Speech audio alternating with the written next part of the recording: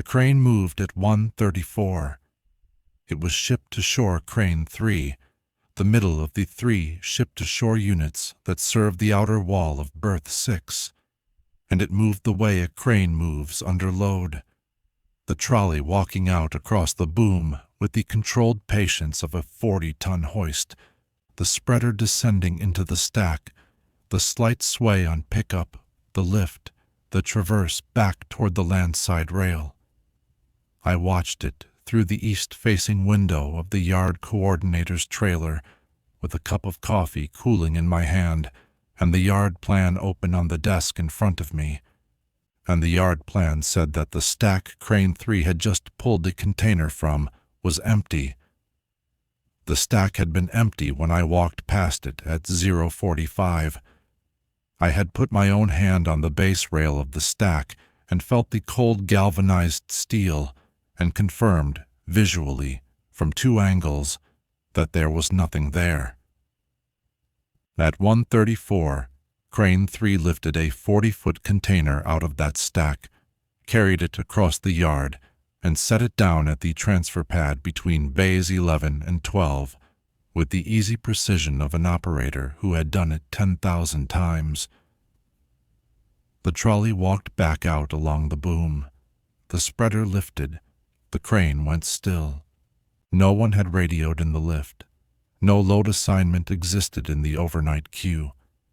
The container that had just been set down at the transfer pad was not, as far as the yard plan was concerned, a container that had ever existed in the yard. I wrote the time down on a piece of notepaper, and I did not log it in the yard coordinator's shift book. It was my 4th shift. I already understood by that point that some things were not to be logged. My name is Daniel Ochoa. I spent 14 years as a longshoreman out of the Port of Cleveland, mostly on the container side, working ship-to-shore and rubber-tired gantry for 3 different stevedoring companies before I took a foreman's ticket and then a safety coordinator's certification. In 2022, the local lost a contract and I lost my slot, and I spent the better part of a year doing relief work at smaller terminals along the Lake Erie shore before I saw a posting for an overnight yard coordinator position at a place called Outer Harbor Terminal, about 90 miles east of my old yard, on a stretch of shoreline that had been built up in the 60s for bulk iron and then converted piecemeal into a mid-sized container operation over the following decades. The posting asked for ILWU or ILA experience, a current safety coordinator card, and the ability to work alone between the hours of 2100 and 500 on a Sunday through Thursday schedule. The pay was $26 an hour, which was less than I had made at Cleveland, but more than relief work paid, and the posting noted that a 2-bedroom company unit was available at discounted rent in a complex 2 miles from the gate. I applied. I interviewed in person with a day shift supervisor named Reyes, and I started the following Monday. I moved into the company unit on a Saturday, brought my truck up on Sunday, and reported to the gate at 20:45 on Sunday night. Outer Harbor Terminal is a single-berth container facility with 3 ship-to-shore cranes, 7 rubber-tired gantries, a truck queue, 12 storage bays, a gatehouse at the North Access Road, Gate D, and a gatehouse at the South Access Road, Gate B, and a yard coordinator's trailer parked on a gravel pad between bays 6 and 7. The trailer is a standard 35-foot modular unit with a desk, a console with 4 CCTV feeds, a handheld radio base station, a coffee maker, a mini fridge, a laminated yard plan pinned to the wall, and a binder of standing orders. On the wall beside the binder, when I arrived, was a second laminated card, smaller than the yard plan, printed on ivory stock. The card was titled Post-Midnight Yard Protocol. effective 0000 to 500, revision 4.1. It had 6 items. Reyes had walked me through the yard in daylight that afternoon, before my first shift, as a formality. He was in his mid-50s, stocky, with the weathered hands of a man who had come up through the gantries the same way I had. He had a clipboard he did not open.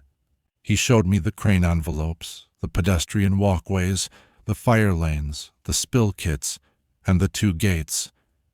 He showed me the trailer and the CCTV console.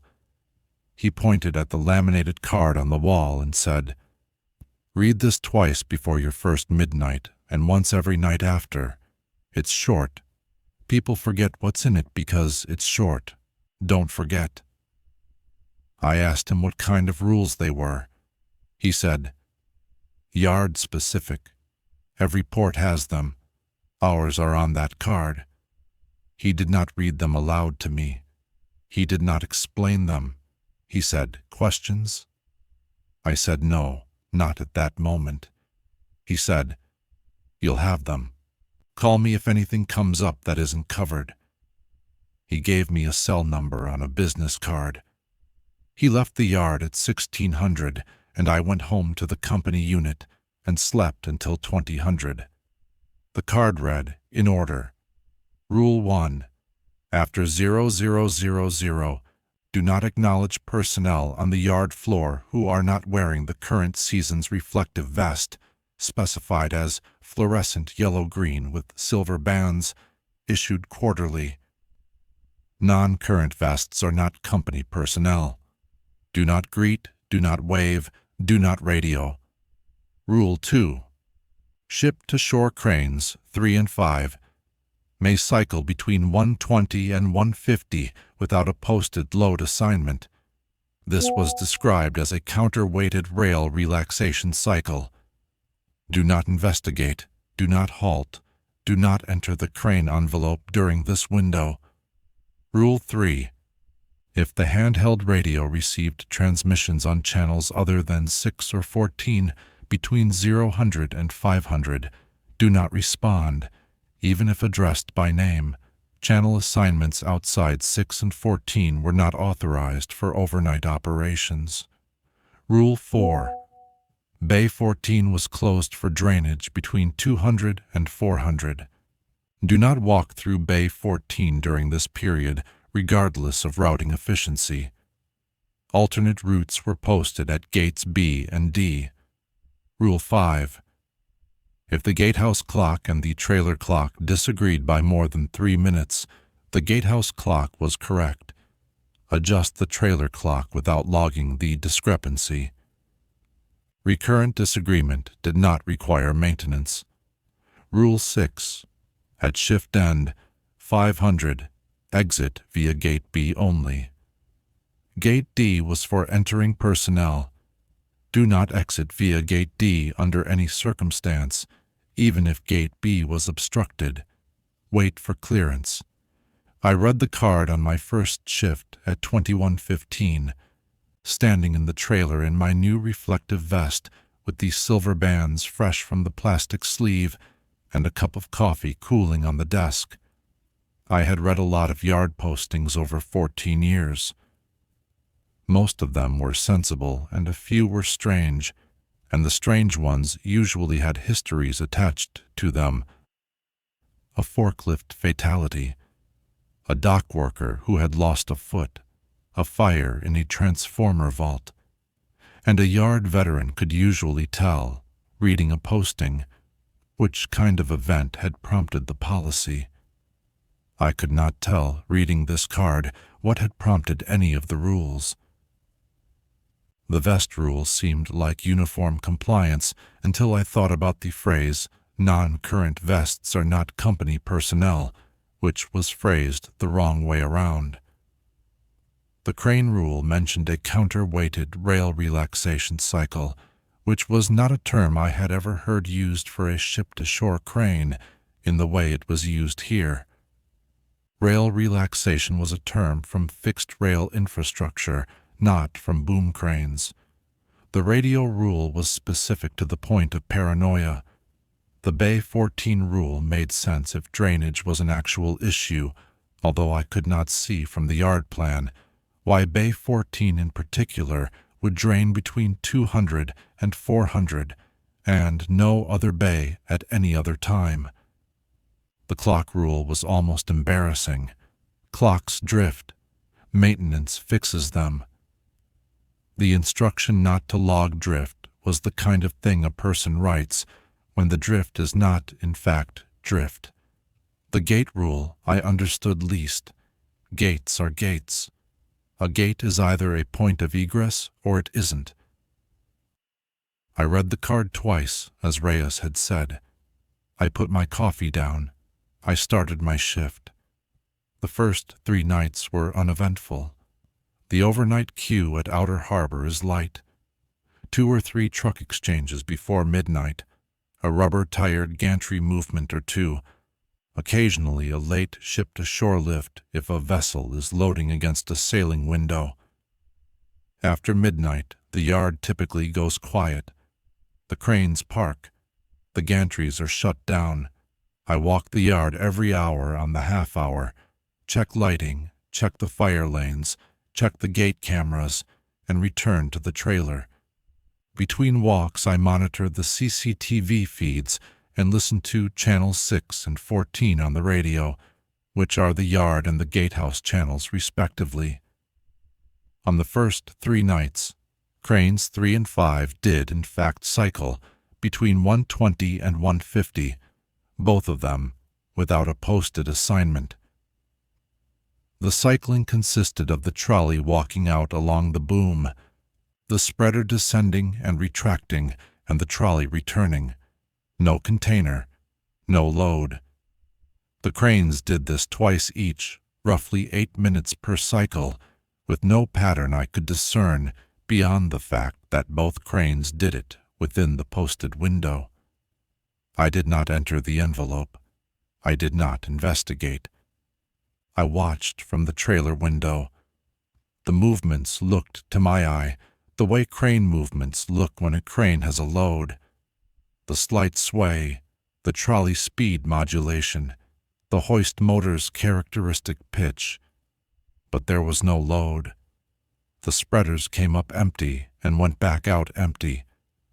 Rail relaxation, the card said. I wrote cranes 3 and 5 cycled per protocol in the shift book on each of those 3 nights, and did not elaborate. On the 4th night, crane 3 lifted a container out of an empty stack. That was the 134 event. It was the first thing that had happened outside the posted protocol, and I wrote it on notepaper, but did not put it in the shift book, because Rule 2 had said, do not investigate, and logging a lift that was not in the queue felt, at the time, like a form of investigation. I sat in the trailer with the notepaper beside me and watched crane 3 return to its parked position and watched the transfer pad where the container had been set down. The container was there. The CCTV feed showed it. The yard plan, when I checked it at 1:40, still showed the transfer pad as empty. I walked the yard at 200 and the transfer pad was empty. I checked the yard plan again at 2:05, still empty. I reviewed the CCTV feed from 1:34 to 2 o'clock. At 1:34, the crane set the container down. At 1:52, the feed showed the container still there. At 1:53, the feed showed the transfer pad empty. I rewound the feed. At 1:53, the image simply changed from containing a container to not containing a container, with no truck, no lift, no movement, no frame-level transition. The container was present in one frame and not present in the next frame. I checked the timestamps on both frames, consecutive, 1/30th of a second apart. I rewound again, same result. I pinched the bridge of my nose. I drank cold coffee. I thought about Rule 2 and about whether I had just investigated. I decided that watching a feed I was obligated to watch as part of my duties was not investigation. I decided I would not log the container. I would not log the crane movement beyond the standard protocol entry. I would, however, walk the transfer pad on my next round and look at it in person. I walked it at 2:30. The concrete of the pad was wet. A rectangular patch, exactly the footprint of a 40-foot container, darker than the surrounding concrete. I knelt down. I touched the wet patch with my gloved hand. It was not water. It had the slight oily character of condensate from a refrigerated unit that had been sitting for some time. Reefer condensate. I knew that texture. I straightened up. The patch was the footprint of a container that, according to the yard plan, had never been on the pad and had been lifted from a stack that, according to the yard plan, did not contain it by a crane that, according to the protocol, was performing a rail relaxation cycle. I walked back to the trailer. I did not log the wet patch. By 3:15 the patch had evaporated. I checked at 4 o'clock. The concrete was dry. There was no visible trace. On the morning of my 5th shift, I called Reyes. I did not tell him about the crane, or the container, or the wet patch. I asked him a procedural question instead. I asked him how often the post-midnight protocol card got revised. He said, "It's been 4.1 since before my time. The revisions are historical." I asked him where the previous revisions were kept. He said, "Archive in the day office. You have access. Don't spend the whole shift on it." I thanked him. I went to the day office that afternoon before my shift started. The day office was quiet at 1900. I opened the archive cabinet in the corner and looked for the folder labeled Yard Protocol Revisions. I found it. The folder was thin. It contained 3 documents. Revision 1.0 was dated March 12, 1987. It was typed on an electric typewriter on a single sheet of letterhead. It had 2 rules. Rule 1. After 0000, do not acknowledge personnel on the yard floor who are not on the posted overnight roster. Rule 2. Ship-to-shore cranes may cycle for rail relaxation between 1:20 and 1:50. Do not enter the crane envelope during this window. Beneath the 2 rules in the same typewriter was a note that read, effective immediately following the events of February 27, 1987. Revision 2.0 was dated August 1992. It had 4 rules. The vest specification had been added to Rule 1. Rule 3 had been added concerning radio channels, with the original channel list being 2 and 9, not 6 and 14. Rule 4 was the Bay 14 drainage closure, with the window originally stated as 100 to 500, not 200 to 400. Revision 3.0 was dated November 2004. It had 6 rules. Channel assignments had been changed from 2 and 9 to 6 and 14. The clock rule had been added. The gate rule had been added. The Bay 14 window had been shortened to 0200 to 0400. Revision 4.1 was the current card, dated October 2019. The only changes from 3.0 to 4.1 were in the phrasing of Rule 1. The shift from posted overnight roster in 1987 to current season's reflective vest in 2019, and a minor wording change to Rule 6. I read the 3 documents twice. I returned them to the folder. I did not photograph them. I looked, before closing the cabinet, for a document describing the events of February 27, 1987.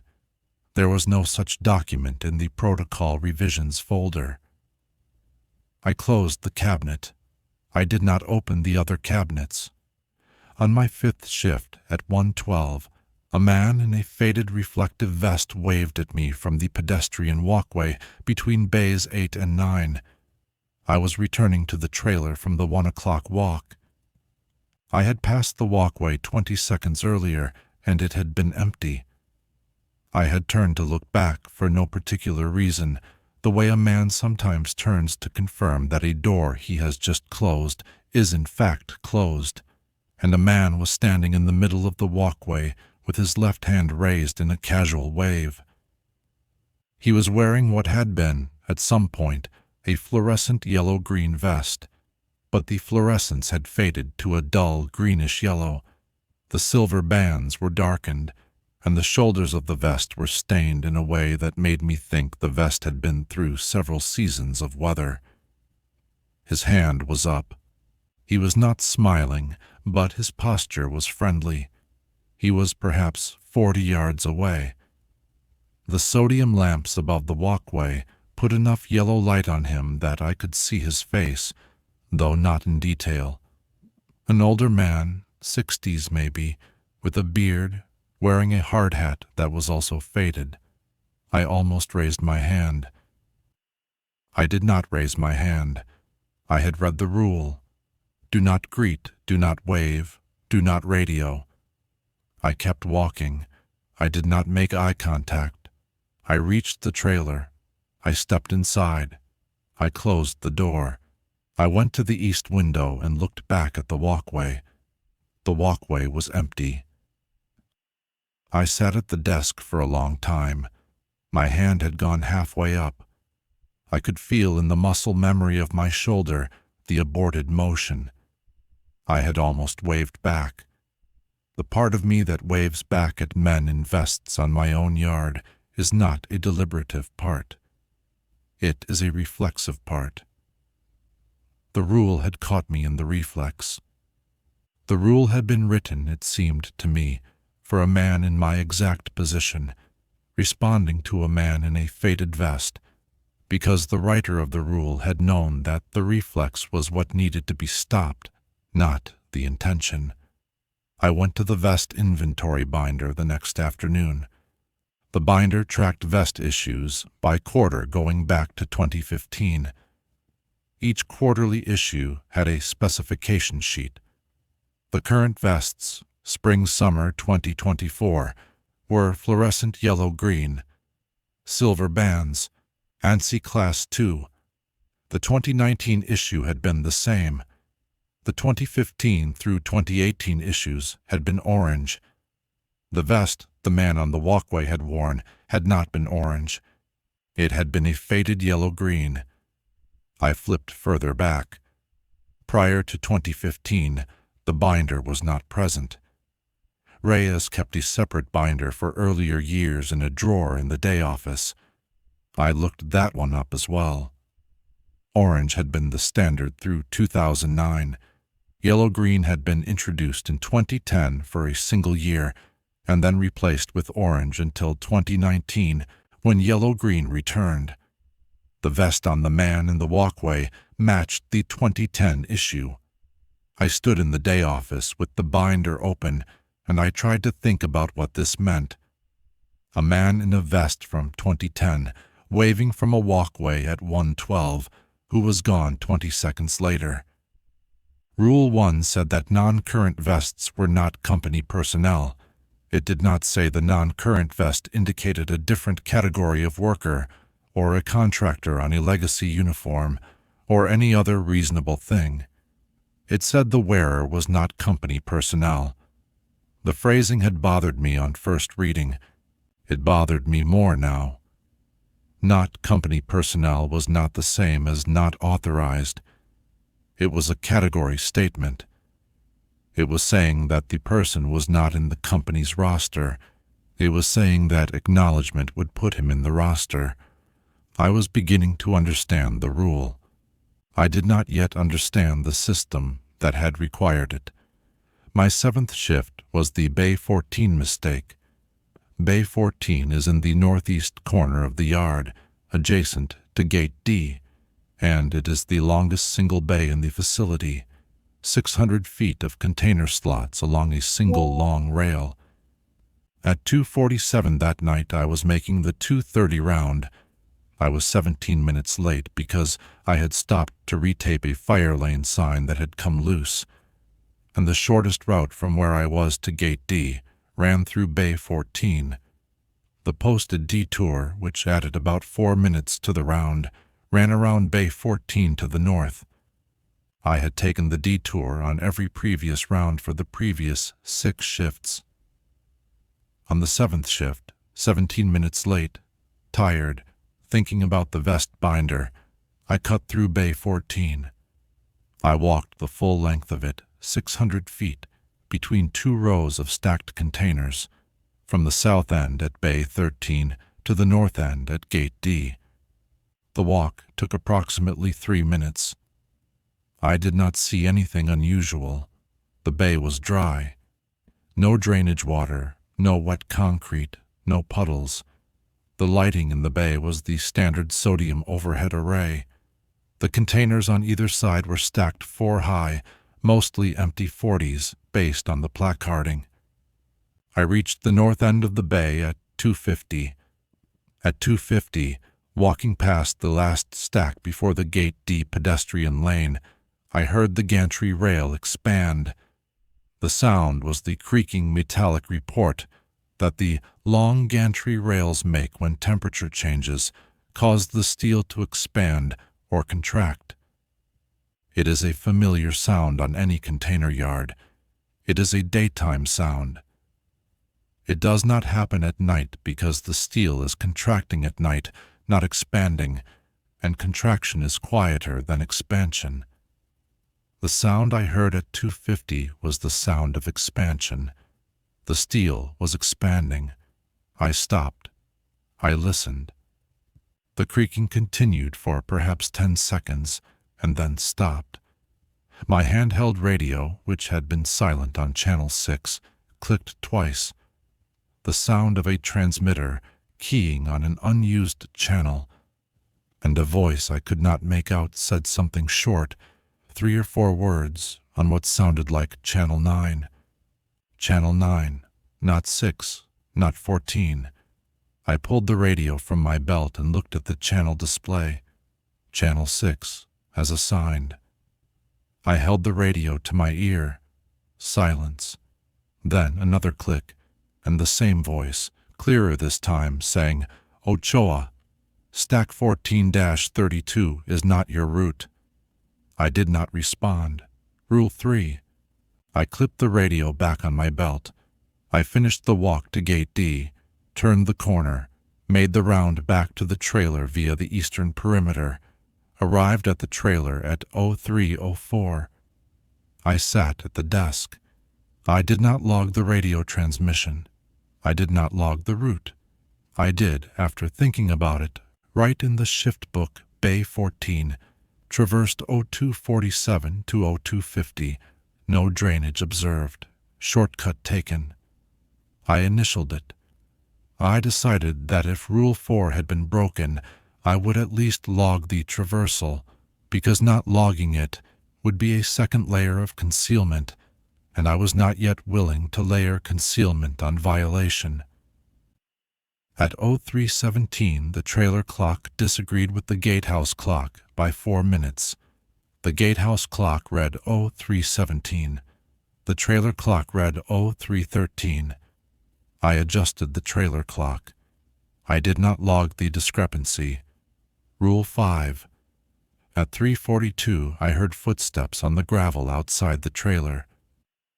The trailer sits on a gravel pad. Footsteps on the pad are audible inside the trailer if the windows are closed and the space heater is off. My space heater was on, and the hum was loud enough that the footsteps registered only because they were close and because they matched my own stride. Not similar to, matched. The pace, the weight, the slight drag on the left foot that I have had since I tore a tendon in 2016, and that nobody else in the yard would have any reason to reproduce. The footsteps moved from the east end of the trailer to the west end. They paused. They came back, east to west, and paused again at the door. I sat at the desk and I listened. The footsteps did not repeat. I waited 5 minutes. I opened the door. The gravel pad was empty. I closed the door. I sat down. I reviewed the CCTV feed for the trailer's external camera, which pointed north toward the yard. Between 3:42 and 3:47, the feed showed no one. No figure, no motion. The gravel pad was empty on the feed, and it had been empty when I opened the door. The footsteps had happened. The feed had not recorded them. I understood sitting there that the rule about acknowledgement was not the only rule that shaped what could be recorded on the feeds. I understood that the system I was inside had an idea about what counted as presence. A man in a faded vest waving from a walkway was not present unless I waved back. A container on a transfer pad was not present unless I logged it. Footsteps on gravel were not present unless a camera captured them. The feeds and the logs were the medium through which presence was ratified. The rules were instructions about what not to ratify. This was the part I had been missing. The rules were not about keeping me safe from whatever was moving around the yard at night. The rules were about keeping the yard from adding things to its roster that it did not want to add, and by extension, because the yard did not distinguish between a container and a man and a sound, only between ratified and unratified. The rules were about keeping me from being added, or from being the person who added. I thought about February 27th, 1987. I had not been able to find an incident report in the protocol revisions folder. I had not looked in other folders. On my 8th shift in the day office, I spent a careful 90 minutes going through the older incident reports in the archive. The archive was organized by year. The 1987 folder was present. February of 1987 contained 4 reports. A twisted ankle on the 11th, a truck gate collision on the 19th, a cargo spill on the 24th, nothing on the 27th. I went to the crane maintenance logs. These were kept in a separate cabinet. The logs covered the 3 ship-to-shore cranes and the 7 rubber-tired gantries. The logs went back to the cranes' installation dates, which for cranes 3 and 5 were 1979 and 1982 respectively. Each log entry was signed by the operator who had operated the crane and by the certifying maintenance technician who had inspected it. I pulled the log for crane 3. I flipped to February 1987. The entries for February were present and signed. The last entry before February 27th, dated February 26th, was signed by an operator whose signature read D. Ochoa. D. Ochoa had also signed the entries for February 23rd, February 19th, February 17th, and February 12th. D. Ochoa had been the primary certified operator of Crane 3 in February of 1987. There were no Crane 3 entries on February 27, 1987. The next entry in the log was dated March 2, 1987. It was signed by a different operator. The entry for March 2nd included a maintenance note in a technician's hand that read, "Hoist, cable replaced. Spreader latch assembly replaced. Pending recertification." There was no incident report referenced. There was no explanation for the equipment replacement. I sat in the day office with the log open. D. Ochoa was not me. I was Daniel Ochoa, born 1979, 24 years old in 2004, when I had first stepped onto a container yard. D. Ochoa, on the 1987 log, was a different man with the same surname. Ochoa is not an uncommon name. I could name off the top of my head 3 Ochoas I had worked with over 14 years, none of them related to me. But the coincidence, combined with the rules, combined with the vest, combined with the wave I had almost returned, made me sit in the day office for a long time with the log open and my hands flat on the table. The rule about acknowledgement, the rule about vests, the rule about cranes cycling at 120 to 150 without a load, the entire post-midnight protocol dated from March 12, 1987, 13 days after the February 27th event. The protocol had been written to prevent whatever the protocol's writer had known about. The writer had been someone who knew that D. Ochoa, the operator of Crane 3, had stopped signing the log on February 26th and had not returned, and that Crane 3 had needed its hoist cable and spreader latch replaced afterward. I closed the log. I put it back. I went to my shift. On my 9th shift, I looked at the CCTV archive for Crane 3. The archive retained feeds for 30 days on rolling storage. Anything older was purged unless flagged for incident review. I pulled the feed for Crane 3, covering the past 5 of my own shifts, the 120 to 150 windows in particular, and watched them in sequence.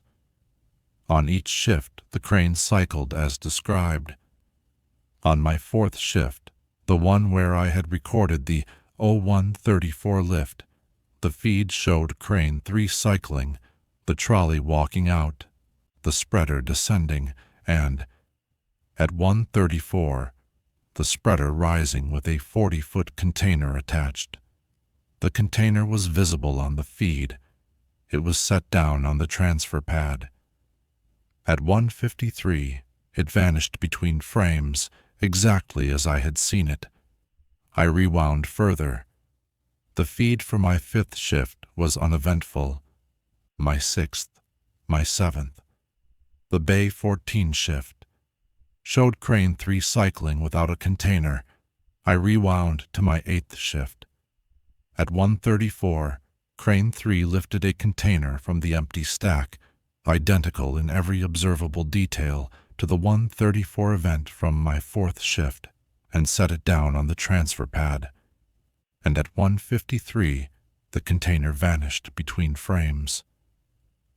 I had not noticed the 1:34 event on my 8th shift in real time, because I had been in the day office going through the 1987 logs. The event had happened anyway. It was on the feed. It had not been on the yard plan. It had not been in the queue. I widened my scope. I pulled the Crane 3 feeds for the prior 30 days. On every single night between 1:20 and 1:50, Crane 3 cycled. On approximately every 3rd night at 1:34, it lifted a container from the empty stack and set it down on the transfer pad. The container vanished between frames at 1:53. The pattern had been consistent through all 30 days of available archive. I pulled flagged feeds from earlier in the year, which were retained as incident-related footage. The pattern was present in the flagged feeds as well, going back at least 18 months. I sat at the console with the feeds paused. I thought about the phrase, rail relaxation cycle. I thought about the term as it is used in fixed rail infrastructure. When a stretch of rail is under stress from thermal expansion or from the passage of loaded trains, it is sometimes relieved by cutting a section out and welding in a new section. It is a maintenance procedure. The stressed section is removed. The rail relaxes. Something had been removed from the yard every third night for at least 18 months. The crane had cycled, had lifted something out of an empty stack, something that occupied the space of a 40-foot container and rendered as a container on the feeds, and had set it on the transfer pad, where it had then vanished between frames. The cycle described in Rule 2 was a removal cycle. The yard was relaxing itself. Something was being cut out. I understood, finally, why Rule 1 existed in the form it did. If I had waved back at the man in the faded vest, the man in the 2010 issue, who had been present in some form since 2010, who had been present for at least 14 years, the wave would have ratified him. He would have entered the roster. He would have become something that needed to be, on the next cycle, removed. The yard removed unratified presences at 134 on a 3-day cycle. If I ratified him, he would become a ratified presence, and the cycle would not apply. He would remain. He would accumulate. The yard would fill over time with everything that had ever been waved at.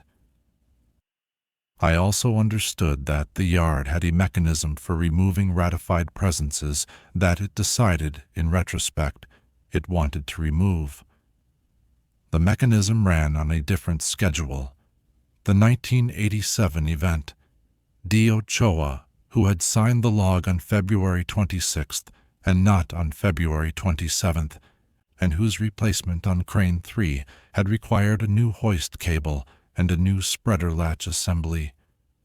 Dio Choa had been ratified. Dio Choa had been in the roster. Dio Choa had, for reasons I did not know, become a presence the yard wanted to remove. The removal had been, from the evidence in the maintenance log, different in character from the 3-day cycle. It had required equipment replacement. It had preceded the writing of the protocol. I finished my 9th shift. I did not walk through Bay 14 again. I took the detour. I did not wave. I did not respond to radio traffic on unauthorized channels. I adjusted the trailer clock 3 times over the course of the shift as it drifted, each time silently, without logging. The clock drifted 7 minutes in the wrong direction between 200 and 400, which was longer than the posted drainage window for Bay 14, and I now understood, probably not a coincidence. On my 10th shift, the trailer clock was already 11 minutes behind the gatehouse clock when I arrived. I adjusted it. At 1:22, I looked up from the desk and saw, on the CCTV feed that covered the trailer interior, a small wide-angle camera mounted in the corner near the door. For insurance purposes, my own figure still sitting at the desk in the chair I had just stood up from. I had stood up 90 seconds earlier to refill my coffee. The figure on the feed was me, in my vest, in my chair, looking straight ahead at where the laminated rule card was pinned to the wall. I was standing at the coffee maker. I was not in the chair. The feed said I was. I did not move for some time. I stood at the coffee maker with the pot in my hand, and I watched the feed. The figure in the chair did not move either. It sat. It faced the card. It did not turn, did not fidget, did not reach for anything. At 1:24, the figure stood up. It walked out of frame. The camera did not cover the full trailer, only the area around the door, and did not return. I waited for the sound of footsteps, or the door opening, or any physical indicator. There was nothing. At 1:27, I walked to the chair. The seat was warm. I did not sit in it. I walked to the desk and stood. I finished the shift standing up, except for brief intervals when I had to reach across the desk, during which I sat and then immediately stood again. The chair cooled over the course of the next hour. At 4 o'clock I touched the seat. Room temperature. I understood that I had been ratified. The feed had recorded me sitting in the chair during a period when I had not been sitting in the chair. The feed had generated a record of my presence in a location where I was not. The record would be retained for 30 days on rolling storage. If I did not flag it for incident review, it would be purged. If I flagged it, it would enter a separate archive and persist. The rule about the clocks, do not log the discrepancy, was now legible to me in a way it had not been. The clocks diverged during specific windows because the facility's overnight record-keeping was operating on a different clock, and the trailer clock's drift was a window into that other clock. Logging the drift would have been logging the existence of the other clock. The other clock governed the schedule on which ratified presences were indexed. By adjusting the trailer clock without logging, I was keeping my ratifications, my logs, my initials, my shift entries, aligned to the wrong clock, the gatehouse clock, the daytime clock, the clock that did not index ratified presences for removal. I was being kept by my compliance with Rule 5 in the index that could not see me. The feed that had shown me sitting in the chair was evidence that this protection had lapsed. Something about my compliance had cracked. I did not know what. I suspected that walking through Bay 14 had done it. The radio transmission from Channel 9 had used my name. The voice had known I was there. The system had become aware of me. The feed was now producing records that placed me where the system, not I, placed me. I worked 3 more shifts. I did not see the man in the faded vest again. I did not walk through Bay 14. Crane 3 cycled each night within the posted window, and on my 12th shift it lifted a container out of the empty stack at 1:34 and set it on the transfer pad. I watched the feed the following morning. The container was on the pad at 1:34. At 1:53, it vanished between frames. I walked the transfer pad on my round at 200. The pad was wet with reefer condensate in the rectangular footprint. I touched the wet concrete with a gloved hand. The glove came away damp and oily. By 3:15, the patch was dry. On my 13th shift, I gave Reyes 2 weeks' notice by phone from the trailer. I did not tell him why. He did not ask. He said, "Understood."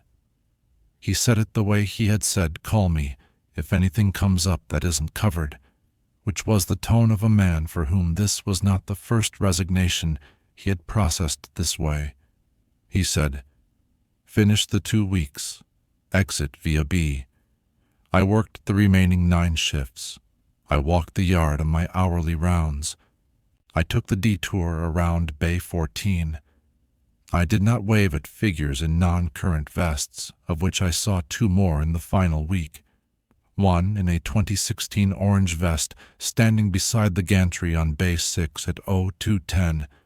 One in a vest of indeterminate vintage crossing the fire lane near Crane 5 at 0330. I did not acknowledge them. Crane 3 cycled each night. On my 18th, 20th, and 22nd shifts, it lifted a container from the empty stack at 1:34 and set it on the transfer pad. The feed recorded me in the chair during periods when I was not in the chair on 4 separate shifts. I stopped reviewing the feed after the second occurrence. I adjusted the trailer clock a total of 31 times over the remaining shifts. I did not log any of the adjustments. I did not speak to the voice on Channel 9, which transmitted on 6 more occasions during my remaining time, each time using my name, each time on a channel, the radio was not set to. On my final shift at 04:58, 2 minutes before scheduled exit, I prepared to walk to Gate B. I shut down the CCTV console, signed the shift book with my initials, took my radio, and stepped out of the trailer. The air was the characteristic cold of a Lake Erie spring morning. I walked south toward Gate B. The walk takes about 3 minutes. At 4:59, I reached Gate B. The pedestrian turnstile was locked. The indicator light above the turnstile was red. I pressed the badge reader. The reader beeped twice, which is the negative response. I pressed it again. Negative. I checked my badge. The chip side was clean. I held it against the reader a third time. Negative. The gatehouse, which is staffed in theory during shift change, was dark. No one was inside. I looked at my watch. 5 o'clock. I looked north. Gate D at the far end of the yard was lit. The gate at D was open. I could see from where I stood that the pedestrian lane at D was not obstructed, and that the indicator light above its turnstile was green. Gate D was open for me. I thought about Rule 6. I stood at Gate B for a long time. I tried the badge reader twice more. Negative each time. I pressed the intercom button on the gatehouse. No response. I looked at my phone. No signal. The phone had had signal 20 minutes earlier in the trailer. It did not have signal now. I thought about Rule 6. Do not exit via Gate D under any circumstance, even if Gate B is obstructed. Wait for clearance. I thought about the word clearance. I did not know what clearance meant in this context. I did not know how long I was supposed to wait. The rule did not specify. I thought about the phrase for clearance and understood that clearance was a ratified exit through Gate B, and that the gate would open when the yard was willing to release me, and that the yard had not, this morning, chosen to release me. I looked north at Gate D, which was open. I did not walk toward it. I walked back to the trailer. I sat in the trailer with the radio on and the CCTV console off. The shift book was closed on the desk. My initials from 04:58 were the last entry. The sun came up at 05:47. The day shift yard coordinator, a man named Wexler, whom I had met briefly during orientation, arrived at 06:15. He came to the trailer. He said, "Running late?" I said, "Gate B wouldn't clear." He looked at me. He looked at the shift book. He opened it. He looked at my final entry. He closed it. He said, "I'll walk you out." He walked me to Gate B. The badge reader accepted my card on the first try. The turnstile released. I stepped through. On the other side, standing on the public sidewalk, I turned and looked back at the yard. Wexler had already walked back to the trailer. The cranes were still. Crane 3 was in its parked position. The yard was the yard. I did not work another shift. I returned the radio and the badge to Reyes in his office that afternoon. He signed a separation form and gave me the copy. He said, "Thanks for the notice." He did not ask about the morning. I did not tell him. I left the company unit at the end of that week. I moved back to Cleveland. I took a job at a small trucking dispatch office, working days, processing bills of lading. I do not work on yards anymore. I do not work at night. The work is routine, and I am suited to it, and I come home at 17:30, and I am in bed by 2200, and I sleep through the night and wake up at 600, and the days pass. I tell myself that I left in time. I tell myself that the gate opened when Wexler walked me to it, which means that clearance came, which means I had complied with Rule 6 correctly by waiting. I tell myself that the feed's records of me in the chair during periods when I was not in the chair were a system artifact that could not by itself produce consequences beyond the yard. I tell myself that the man in the faded vest, the voice on Channel 9, the container on the transfer pad, the crane cycling on its schedule, all of it belongs to the yard and stays in the yard. I believed this until last month. Last month I pulled a bill of lading in my dispatch office for a container being transshipped from Cleveland to a small facility in Ohio. The bill listed the container's origin point. The origin was Outer Harbor Terminal, berth 6, transfer pad 11 to 12. The container number was a sequence I did not recognize and did not attempt to trace. The receiving facility was a warehouse I had never heard of. The bill was signed by a yard coordinator on the pickup side. The signature was my initials, and the date was a Wednesday from 3 weeks ago, which was a Wednesday I had spent entirely in Cleveland, at my desk, processing other bills. I did not flag the bill. I processed it, routed it, and filed the paperwork.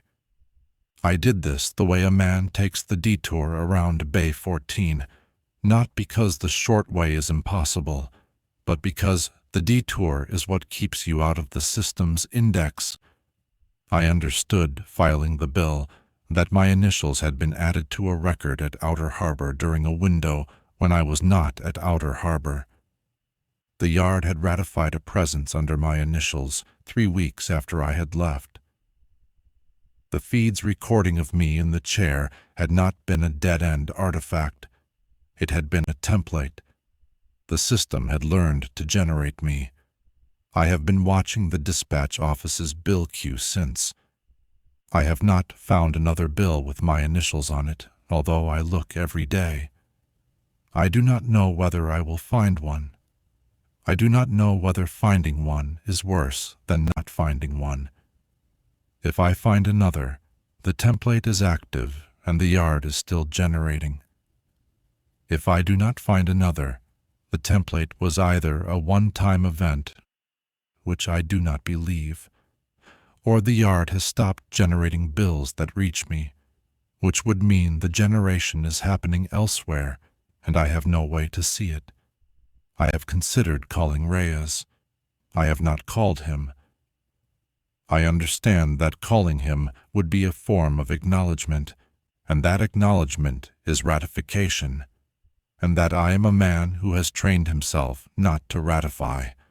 I understand that the protocol card on the trailer wall is revision 4.1, and that revisions happen when the previous version has failed to cover a new case, and that my case, a former coordinator whose initials have detached from him and have begun to appear on bills of lading for a container that existed at transfer pad 11 to 12 between 1:34 and 1:53 on a night I do not remember, is a case that revision 4.1 does not cover.